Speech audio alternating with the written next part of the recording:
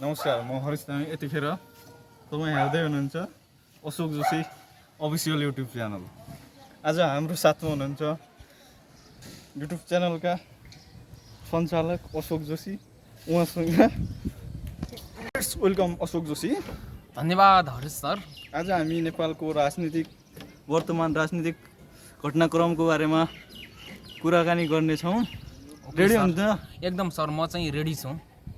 हाम्रो नेपालमा 2082 को भाद्र महिनाको 23-24 गतेको जेनजी प्रोटेस्ट लगायत फागुन 21 गतेको निर्वाचन र चैत्र 13 को नयाँ सरकारको बारेमा हामी विस्तृतमा आज कुरा गर्नेछौँ।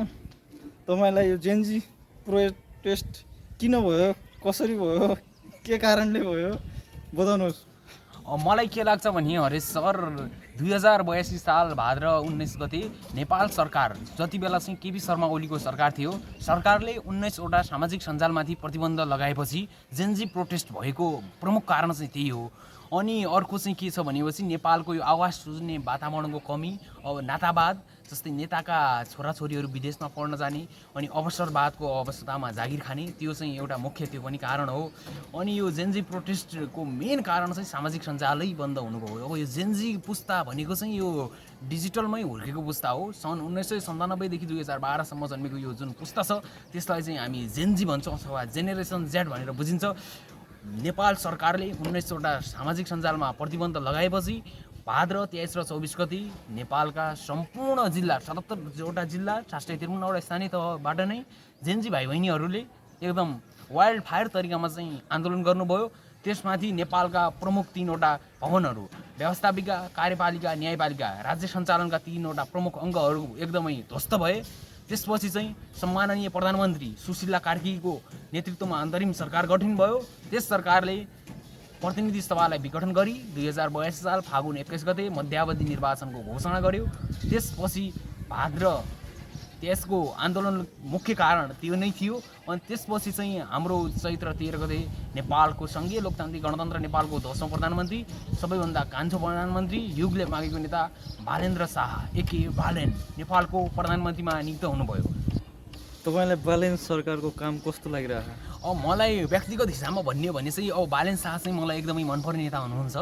अब अहिलेको अवस्थामा चाहिँ भर्खर उहाँ प्रधानमन्त्री भएको लगभग अब हिसाबै गर्ने हो भने चाहिँ हातमा गनेर हिसाब गर्ने भने चाहिँ उहाँ प्रधानमन्त्री भएको त्यस्तै लगभग 30-35 दिनभन्दा बढी भइसक्यो। अब 2 महिना हुन लाग्यो उहाँ प्रधानमन्त्री भएको। यसो कामहरू हेर्दा चाहिँ धेरै राम्रो लागिरहेको छ मलाई। अब देशले नयाँ मुहार फेर्ने छ, देशमा केही हुन्छ भन्ने चाहिँ मलाई पक्कै पनि म विश्वास छु। देशमा रोजगारीको अवस्था सिर्जना, विदेश पलायन, युवाहरू अहिले हाम्रो जुन ट्रेन्ड चलिरहेको छ युवा विदेश जाने, त्यो ट्रेन्ड चाहिँ एकदम रोकिनेछ भन्नेमा चाहिँ म पूर्ण विश्वास छु। बालेन शाह आजभोलि संसद भवनमा गइरहेनन्, यो विषयमा तपाईँको धारणा के छ? यो विषयमा मलाई भन्ने हो भने चाहिँ अब मलाई व्यक्तिगत हिसाबमा यो विषयमा अब बालेन्द्र शाहको एकदम केही अब यस्तो इमर्जेन्सी काम भएर नि होला। अब यसको बारेमा मलाई ठोस जानकारी भएको छैन। यसको बारेमा मलाई ठोस जानकारी हुने बित्तिकै म हजुरहरूलाई जानकारी गराउने नै छु। व्यक्तिगत काम एकदम प्रधानमन्त्रीले नै बनाएको, सरकारले नै बनाएको, आफै उपस्थित नहुँदा अलि खल्लो भयो कि? अब मलाई यो चाहिँ खल्लो चाहिँ स्वाभाविकै कुरा हो। यो खल्लो चाहिँ भइहाल्छ, यसमा चाहिँ दुई मात्रै छैन। तर बालेन्द्र शाह चाहिँ अब खै अब मलाई त्यो थाहा भएन ठ्याक्कै सरजी, तर हुनुहुन्छ, अब आउनुहुन्छ होला। अब त्यो विपक्षी दलको नेताहरू हुनुहुन्छ जो उहाँले चाहिँ अब आन्दोलन गर्ने, त्यो चाहिँ स्वाभाविकै हो। अब नेपालीको प्रवृत्ति नै अब एउटा अर्काको राम्रो प्रगति भयो भने खुट्टा तान्ने प्रवृत्ति चाहिँ नेपालको चाहिँ अब सानैदेखि हो। यो चाहिँ कुनै ठुलो कुरा होइन। यो विपक्षी दलको नेताहरूले आन्दोलन गर्यो भन्दैमा त्यस्तो अब नराम्रै भन्ने चाहिँ मलाई लाग्दैन। विपक्षले मात्रै होइन, उहाँलाई मत दिनुभएका जनताले पनि उहाँको बोली सुन्न चाहेका छन्, उहाँको संसदमा सम्बोधन हेर्न चाहेका छन्। तपाईँ यो बारेमा के भन्नुहुन्छ? अब म यो बारेमा के भन्छु भने अब बालेन शाह चाहिँ एकदमै अब धेरै कम बोल्ने मान्छे। उहाँको अब हेर्ने हो भने विगतलाई हेर्ने हो भने उहाँ काठमाडौँ महानगरपालिकाको प्रमुख भइसकेपछि उहाँले काठमाडौँमा त्यत्रो मिडियाहरू छन्, कुनैमा पनि एउटा पनि इन्टरभ्यू दिएको देखिँदैन। त्यसैले उहाँ चाहिँ अब खासै त्यति चाहिँ बोल्नुहुन्न। उहाँ चाहिँ अब बढी काम कम बोल्ने व्यक्ति हुनुहुन्छ, त्यस्तै लाग्छ मलाई। बालेन शाह चाहिँ अब वाइल्ड फायर गर्नुहुन्छ नेपालमा चाहिँ मलाई लागिरहेको छ। हर्क साम्पाङले त राजीनामा समेत मागिरहनु भएको छ। तपाईँले योमा कस्तो रूपमा हेरिरहनु भएको छ? अब के भन्छु भने म हर्क साम्बाङले राजीनामा माग्ने बित्तिकै यो बालेन्द्र शाहको राजीनामा हुँदैन। कुनै पनि अब नेपालको संविधानमै टेक्ने हो भने पनि यो धारा 100 के छ विश्वासको र अविश्वासको मत सम्बन्धी व्यवस्था छ। अब प्रधानमन्त्री हटाउनको लागि चाहिँ अब प्रतिनिधि सभामा तत्काल कायम रहेका 1/4 सदस्यले लिखित रूपमा राजीनामा दिएर त्यो बहुमतदेखि पारित भयो भने चाहिँ प्रधानमन्त्री पदबाट मुक्त हुनुहुन्छ। तर प्रधानमन्त्री भएको 2 वर्षभित्र चाहिँ यो 2 वर्षसम्म यो गर्न मिल्दैन। उहाँ प्रधानमन्त्री भएको 2 महिना पनि भएको छैन। प्रधानमन्त्री उहाँ हट्नु यदि उहाँलाई हटाउन चाहने हो भने उहाँको पार्टी फुट्नु पर्यो। यदि उहाँको पार्टी फुटेपछि उहाँले विश्वासको मत लिनुपर्छ। यदि विश्वासको मत लिनु सक्नु भएन भने उहाँ पदमुक्त हुनुहुन्छ। यो सामान्य हर्क साम्बाङले बोलेर यस्तो चाहिँ यो हुँदैन। यो कदापि एकदम सामाजिक सञ्जालमा यो हावा। सरकारले विभिन्न 8वटा अध्यादेश राष्ट्रपतिद्वारा पारित गरायो। त्यसमा थिए विद्यार्थी सङ्गठन, कर्मचारी सङ्गठन खारेजको। तपाईँले योलाई कुन रूपमा हेर्नुभएको छ? विद्यार्थी सङ्गठन खारिज गर्नेमा चाहिँ मेरो के दृष्टिकोण छ भने विद्यार्थी सङ्गठन अब खारिज गर्नु राम्रो चाहिँ होइन, नराम्रै हो।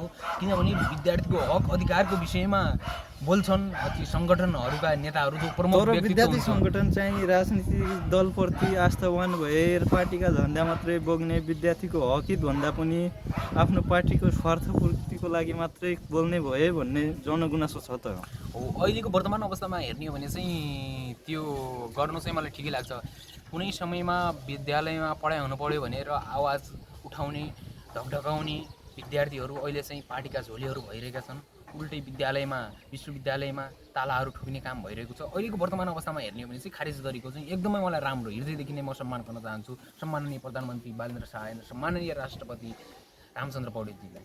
तर उहाँहरूको गुनासो त के छ भने विभिन्न घटनाक्रमहरूमा भएका आन्दोलनहरूमा सशक्त रूपमा उभिएको विद्यार्थी सङ्गठनलाई खारेज गर्नु अलि देशको लागि दुर्भाग्य जस्तो भनेर आन्दोलनहरू भइरहेछ। तपाईँले यसलाई कस्तो रूपमा हेर्नु भएको छ? त्यसै गरी कर्मचारी सङ्गठनहरू, सबै सङ्गठनहरू एकीकृत भएर सरकारको विरुद्धमा आन्दोलन गरिराख्नु भएको छ होइन? यसलाई तपाईँ कुन रूपमा हेर्नुहुन्छ? यसको चाहिँ एकदम हजुरले एकदमै राम्रो भन्नुभयो। विभिन्न आन्दोलन, विभिन्न नेपालको 62-63 सालको त्यत्रो जनआन्दोलन भइसक्यो। नेपालमा राजतन्त्र कोल्याप्स भएर गणतन्त्र 65 जेठ 15मा नेपालमा गणतन्त्र आयो। त्यसमा पनि एकदम युवा विद्यार्थी भाइ बहिनीहरूको एकदमै हात थियो। पहिलेको अवस्थामा अहिले चाहिँ के भइरहेको छ भने अहिलेको ट्रेन्ड प्रवृत्ति हेर्ने भनेपछि एकदम कार्यकर्ता अथवा नेताहरूले आफ्नो कार्यकर्ता उत्पादन गर्ने स्थल भइरहेको छ कि अहिलेको वर्तमान अवस्थामा हेर्ने भने चाहिँ मलाई एकदमै बेटर लाग्यो कि यो खारिज गर्नुपर्छ भन्ने चाहिँ लाग्यो। अब एकदमै यस्तो यो निर्दलीय बनायो भने चाहिँ राम्रै हुन्छ सर। त्यसै गरी सरकारले भारतबाट आउने वस्तुहरूमा 100 रुपियाँभन्दा माथिको सामान लिँदाखेरि ट्याक्स लगाउने आइरहेको छ। त्यसमा चाहिँ सीमावर्ती क्षेत्रहरूका नागरिकहरूलाई शास्ति भोग्नु परेको भन्ने जस्ता समस्याहरू आइरहेका छन्। त्यसै आन्दोलनहरू भइरहेका छन्। तपाईँले योलाई कुन रूपमा हेर्नु भएको छ? एकदमै राम्रो प्रश्न गर्नुभयो मेरो प्रिय मित्र हरेशजी। म के भन्न चाहन्छु भने यस विषयमा चाहिँ एक हिसाबले चाहिँ यो राम्रो हो। पुरै देशको अर्थतन्त्रलाई हेर्ने हो भने चाहिँ एकदमै बेटर हो। अब एउटा क्षणिक क्षेत्रको, एउटा सीमित क्षेत्रको बासिन्दाहरूलाई हेर्ने हो भने चाहिँ असर पर्न पनि गइसकेको हुनसक्छ। आज चाहिँ यसलाई सर्वोच्च अदालतले बदर गरिसकेको छ।